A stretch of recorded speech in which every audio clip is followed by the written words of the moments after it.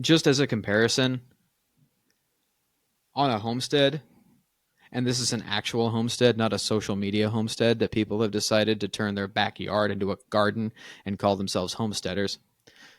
I'm going to stop there before I start ranting and screaming at people that aren't in the room. Yeah, On they an got to start actual some. They got homestead, to start somewhere. on an actual homestead, there are no men and women's jobs. Everybody has to do everything in order for the place to run correctly. A woman Yep. has to be able to pick up an axe and chop wood. She has to know how to sharpen the axe. She has to know how to shoe a horse. She has to know the same things that a man knows how to do, because her husband could also just kind of up and die. Yep. And she, a lot of times, has to do it side by side with her husband. If she's not like baking bread or sweeping, because those are actually really important things to do in the frontier. If she's not baking bread or sweeping, she's probably outside helping him somehow. She has to go and fetch the water. She has to do this. Tasks that are maybe only technically feminine, but a woman still, especially when it's just a man and his wife, the wife has to be able to do everything her husband can do. And very frequently has to do it side by side with him. Or she has to be chopping the wood while he's pulling the plow, or they can't sleep tonight, or they're going to freeze to death this winter. So contrast that with the suburbs, where this is the man's part and this is the woman's part, and it's these exact perfect little boxes. You earn the bread and she slices it. It doesn't work that way. Not total. There is overlap and blending in the middle. There's not a clear line necessarily of where the husband's job stops and the woman's job starts. A man has to be able to do the things that his wife can do within reason, because a man can't have a baby, but a man has to be able to do the house chores because sometimes his wife can't. Mm-hmm. Sometimes he has to step up and do it for her. And a woman should also kind of know how to fix things, because some things can't wait until your husband gets home to fix. It's such a breath of fresh air to think about it that way. The toaster's busted. Well, I need toast. Who's going to fix it? Yes. Whoever is most opportune at the time. That's who. What this also needs to be fixed now, whoever knows how to fix it should fix it. And that way you don't have to immediately call the repairman to fix everything and wind up shelling out $85 for him to walk through the front door. Mm-hmm. For something that you know how to fix. What this also reminds me of, and I don't know who just brought up this example, or at least the first part of what I'm going to say. So I'm stealing it from somebody. But what can happen within marriages is the man can be doing his job. He's off wherever doing his thing. And that's all he's doing. And he's just sitting there thinking, I wonder what my wife's doing right now. Like, she's probably got it really nice.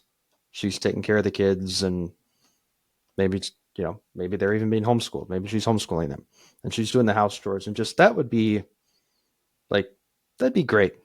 That'd be great to have what she has. Why can't I have that? And so he envies the life that his wife has.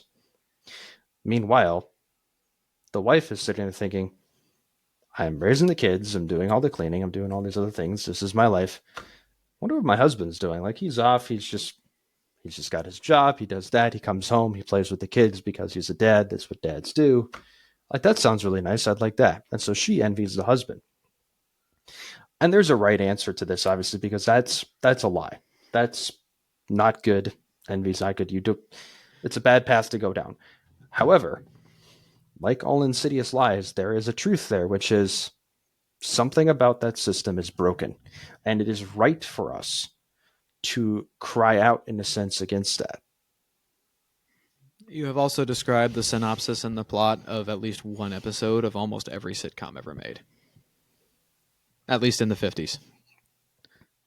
Well, then they're getting to something too. The famous, whether they answered or not, I don't know. But the famous chocolate factory bit from I Love Lucy is prompted because Lucy and Ethel think their husbands have it so much better than they do because they don't have to manage a home all day.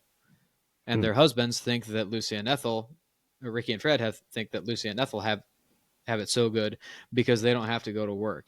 Fred's the landlord of the building. He has to go out and repair everything that gets broken and make sure that the lights stay on and make sure that the heater's turned on.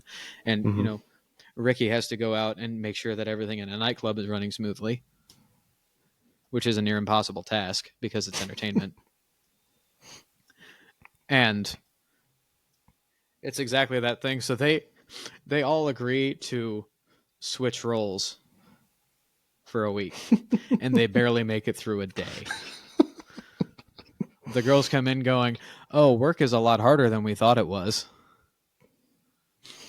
And the husbands are home. Like Ricky does the laundry, and Fred comes in asking him about how to do his wife's stockings, and Ricky says, he's Cuban, so he's got the accent. He's got, "No, you got to make sure you just use plenty of starch when you do it." And then he pulls up basically what looks like just like an outline of a leg. He's like, "Do you see how good the creases are in that? It's beautiful." It's like, oh my gosh. And Is then this a sock or a CNC machine template? and Ricky decides that he's gonna make arroz con pollo for dinner. It's just chicken and rice. And he puts 4 pounds of rice in the pot because he doesn't know what the correct measurement is. Because these are all apparently just in Lucy's head when she's cooking. And it's just he just is trying to remember from what his mother did in the 30 years ago when he was growing up in Cuba. And like the rice overflows, it actually explodes, it gets on the ceiling, it gets everywhere, everything in the kitchen is out of control, and everything winds up being a mess. And then they come home and go, "You know what, you do have it rough, I'm going to shut up now." So that's kind of where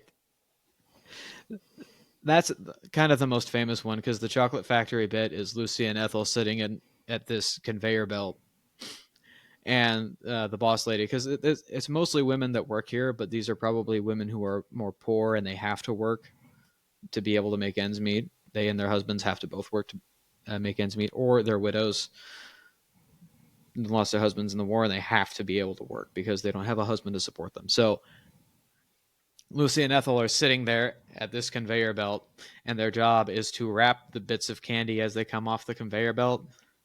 And it starts to get faster and faster and faster and faster. And they start like they're shoving it in their mouths, throwing it down into their uniforms. And they're just sitting there.